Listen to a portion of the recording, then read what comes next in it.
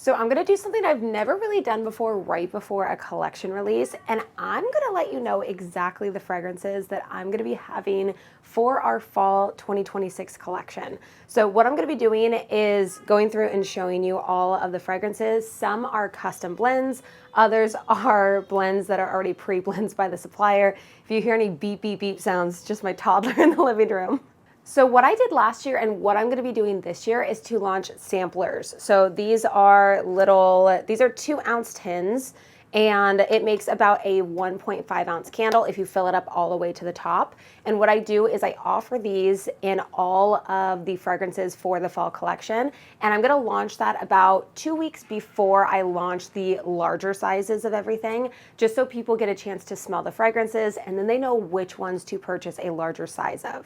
It is a bummer though, because we just found out through our supplier that these are no longer available, and these are really nice. It's not the twist top, these are just ones that you can push down, but we actually ordered in some replacement ones that are the twist top, because that seems to be the only option that any supplier actually has.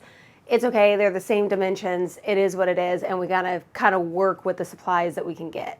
So now in terms of the fragrances that we're going to be using in the collection, I have 3 scents that we've had almost every year for the last few years. Some of them have been around since the very beginning, I think since fall of 2020 or fall of 2021.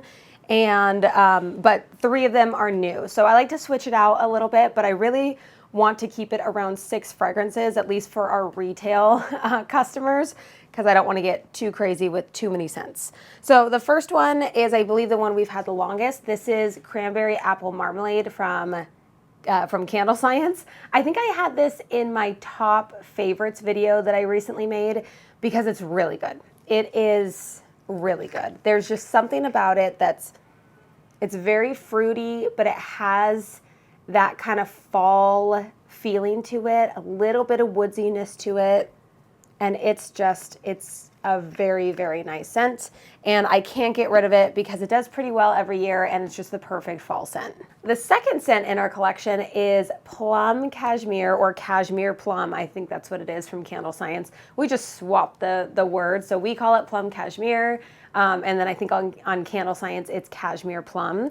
So this one is a very unique fragrance. If you've never smelled it before, it's almost a little sour in a weird way. It reminds me of alcohol, which almost is not a good thing, but it has a very unique fragrance to it. And then when it's in a candle, there's just something about it. It's very elegant, it's very sophisticated, it's a different kind of fall scent. And this is actually a year-round scent for us. We have a lot of our retail customers that purchase this all year round. So it's not just a fall scent, but we always keep it in our fall lineup because it does so well every year.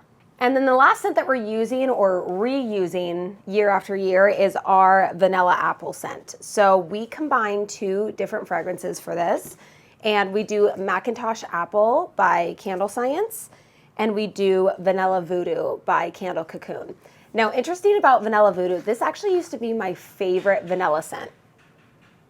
I think in a past video years ago, I did like Battle of the Vanillas, and this was my personal favorite vanilla scent, but that was before Candle Science came out with their vanilla element. I'm also really interested in trying out Black Tie Barnes. I think it's White Velvet. I think that's like a pure vanilla scent. It's got a lot of really good reviews, so I'm really interested to try that one out soon.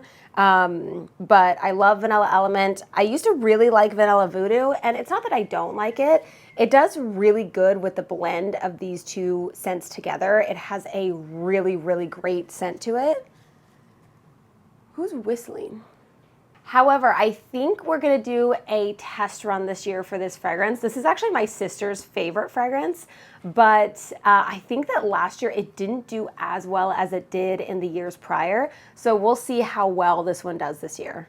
And then now for the 3 new fragrances that we're gonna be bringing out for 2026. The first one is going to be a blend of scents that we already have on the shelf, because we used to do a pumpkin spice. We still offer this for our retail clients on wholesale, but we don't offer it anymore on our retail website just because it didn't do very well. So what I'm gonna do is I'm gonna blend some Vanilla Element with the pumpkin, so this is pumpkin chai from California Candle Supply.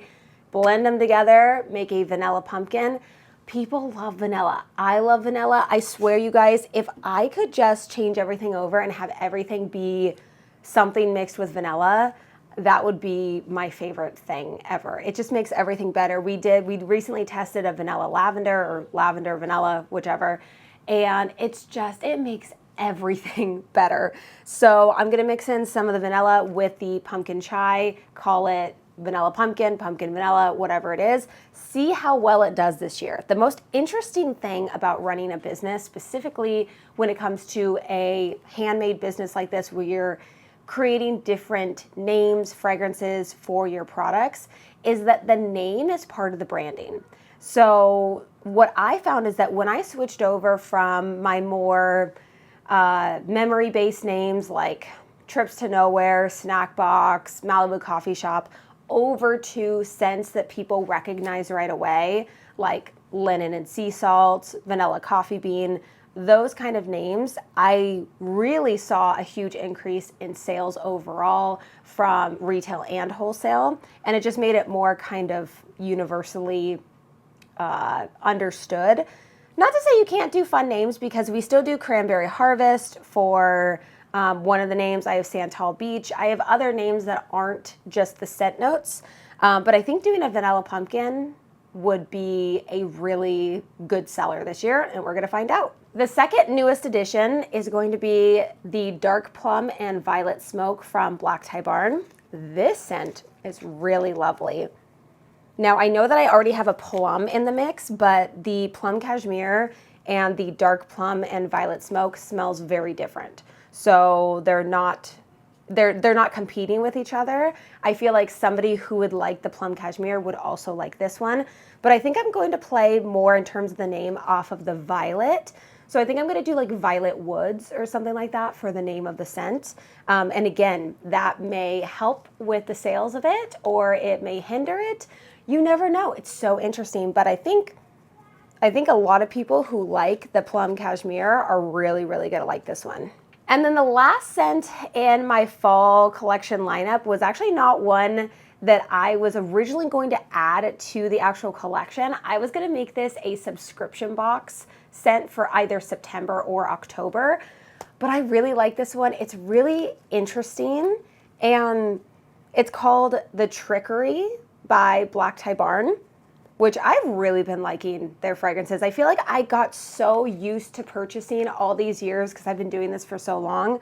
I've been so used to purchasing from the suppliers like Candle Science that I really wasn't branching out into other companies. And if you guys know who Wade is from Black Tie Barn, he does send me fragrances. So I do get to test out quite a lot of them. And I'm like, why am I not utilizing more of these in my collection? So I'm really excited to add these on. And the Trickery, it smells like, to me, it almost smells like a bag of candy. There's sweetness to it. Definitely a little bit of vanilla in there. Definitely a little bit of like fruit, not even fruitiness. I gotta pull up the notes up here. Actually, let me look at the notes real quick. Okay, notes on the Trickery is burnt sugar, green apple, vanilla taffy, popcorn kernel, leather, caramel smoke, and licorice root. So it has a really interesting blend of almost like a caramelized vanilla with a little bit of kind of bright fruitiness. It's really good. The only thing is, I don't know what I'm going to call this. It's a really interesting scent. There is definitely a little bit of that smokiness too in there. Almost kind of like a foggy Halloween night is kind of what I'm getting from this one, which is almost why I wanted to save it for a special Halloween candle. But I think I can make another one. I know I'll be able to have another scent that will be like a fun Halloween scent. And I don't even know if I'm going to do like a special Halloween scent this year, or if I'm just going to keep the fall collection and then just focus on the subscription box. I may do that and just kind of advertise if they're wanting to get that candle, sign up for the subscription box to get it. I think I'm going to do that. So these are all the scents, blends, everything that I'm going to be utilizing for the fall collection for 2026. Again, creating the little samples of the little sample candles. And today is that I am filming this, which I'll probably get this up a little bit later on today, is the 13th.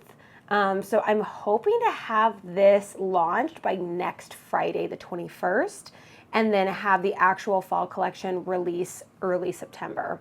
So that's usually the timeline that I like to follow. I feel like I'm actually slightly more ahead this year. Usually it's closer to September and I go, oh my gosh, I need to launch the fall collection. So at least I'm a little bit more ahead this year than I usually am. But with that, I'm gonna end today's video right here. If you enjoyed today's video, make sure to leave me a comment down below. Let me know what scents you're using in your fall collection this year. And I will see you in the next one.